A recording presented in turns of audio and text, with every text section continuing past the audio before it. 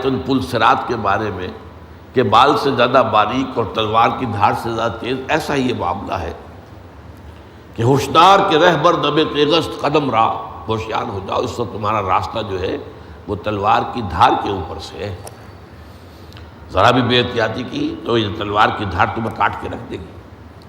تو اس اعتبار سے بیان کی کوشش جب ہم کرتے ہیں تو اس کے اندر ادھر ادھر پھسل جانا اس کا امکان ہوتا ہے، خاص طور پر اگر بحث میں پڑ گئے تو پھر یہ چیز جو ہے بہت بڑے فتنے کی شکل اختیار کر لیتی ہے۔ چنانچہ اس کی میں حدیث آپ کو پہلے سنا دوں۔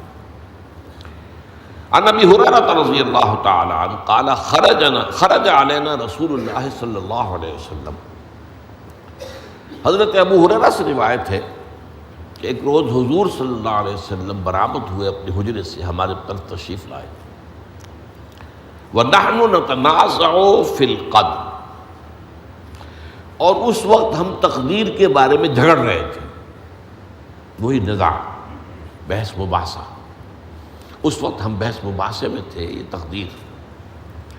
فَغَضِبَ، تو حضور غضبناک ہوئے، غصے میں آ گئے، حتیٰ احمر وجہہ، اور غصہ بھی اتنا شدید تھا کہ آپ کا چہرہ مبارک جو ہے سرخ ہو گیا، کانما فقع فی وجنتہ حب الرمان، ایسے لگا جیسے کہ آپ کے گالوں پر جو انار کا رس ہے وہ ٹپکا دیا گیا ہے، سرخ انار، اس کا سرخ جو ہے رس، گویا کہ وہ آپ کے گالوں کے اوپر آ گیا ہے، اتنی سرخی گالوں پر آ گئی غصے کی وجہ سے۔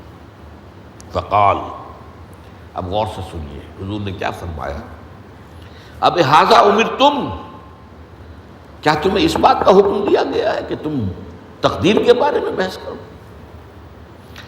ام بھذا ارسلتم الیکم، یا کیا میں اس کام کے لیے تمہاری طرف بھیجا گیا ہوں؟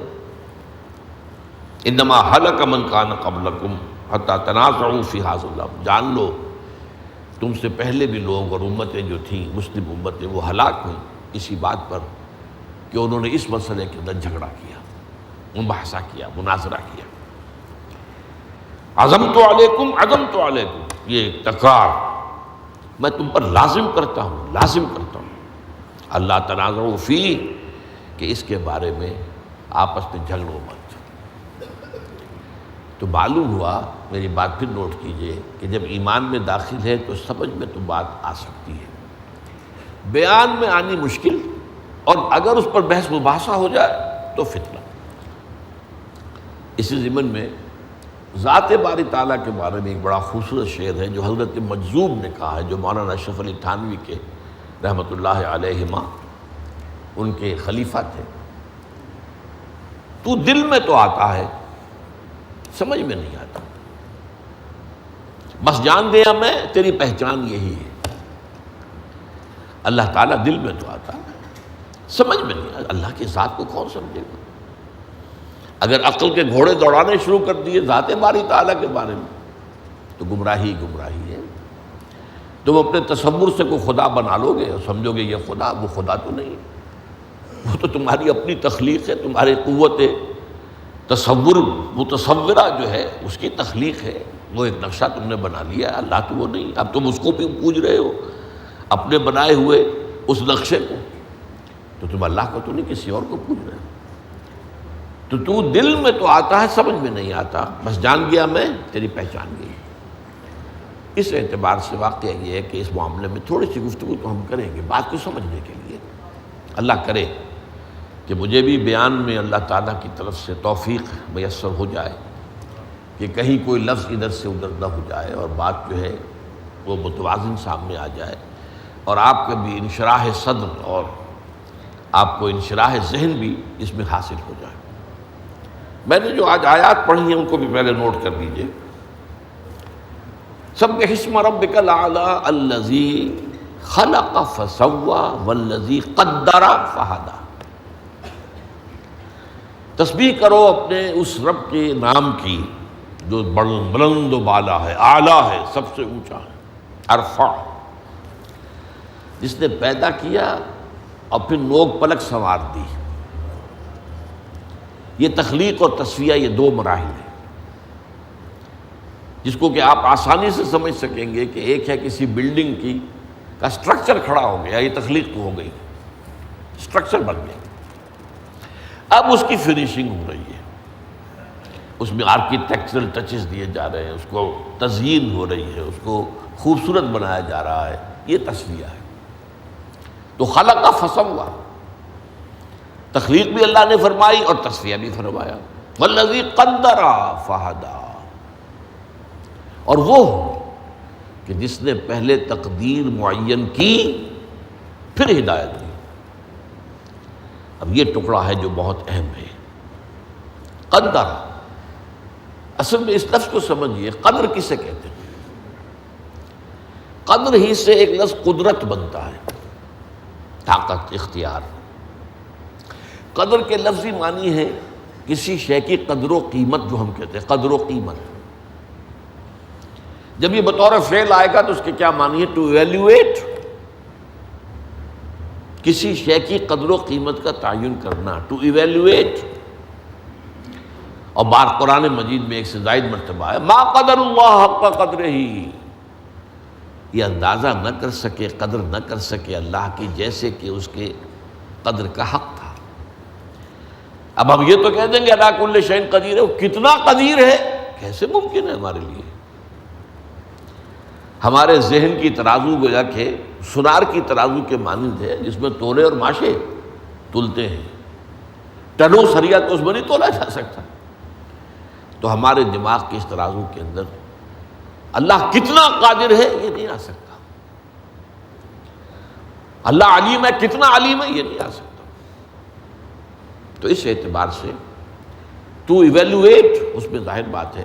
اسی لیے حضور کے ایک قول ہے بہت مشہور، ما عرفناک حق معرفتک۔ اب دیکھیے حضور فرما رہے ہیں، ہما شما کا معاملہ کیا، میں اور آپ کس گنتی میں آئیں گے؟ اے اللہ ہم تیری معرفت حاصل نہ کر سکے جیسے کہ تیری معرفت کا حق تھا۔ ما عرفناک حق معرفتک وما عبدناک حق عبادتک، اور ہم عبادت تیری نہیں کر سکے جیسے کہ تیری عبادت کا حق تھا۔ حضور یہ فرما رہے ہوں تو تابع دیگراں چے رسد، تابع دیگراں چے رسد۔ اسی میں ایک بڑا عمدہ اور نکتہ ہے، قیامت میدان حشر کے بارے میں حضور نے فرمایا ہے کہ اس دن لواء الحمد بیدی، اللہ کی حمد کا جھنڈا میرے ہاتھ میں ہوگا۔ حضور کا نام ہی محمد ہے، احمد ہے، حامد بھی ہے، محمود بھی ہے، سارا یہ حمد کے گرد ہی گھومتا ہے معاملہ۔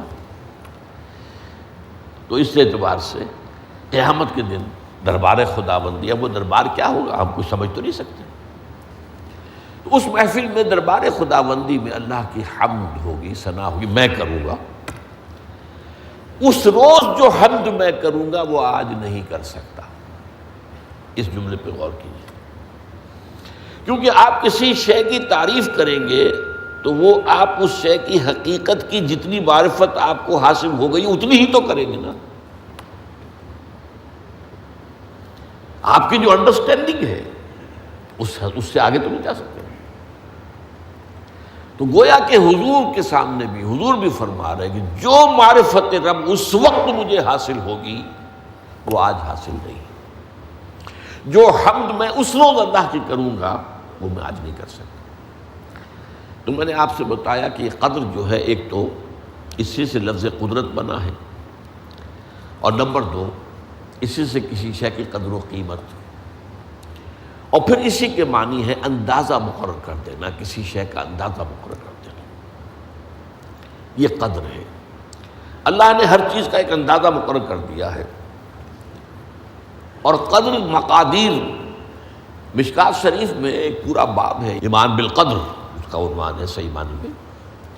تو پہلی حدیث کیا ہے؟ مسلم شریف کی روایت ہے، عبداللہ ابن عمرو بن العاص رضی اللہ تعالی عنہما۔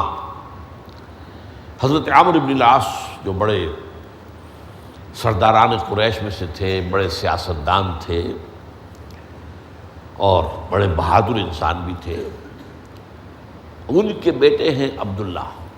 اور بڑی دلچسپی کی بات یہ ہے کہ باپ اور بیٹے کے مزاج میں بود المشرقین تھا۔ وہ تھے جنگجو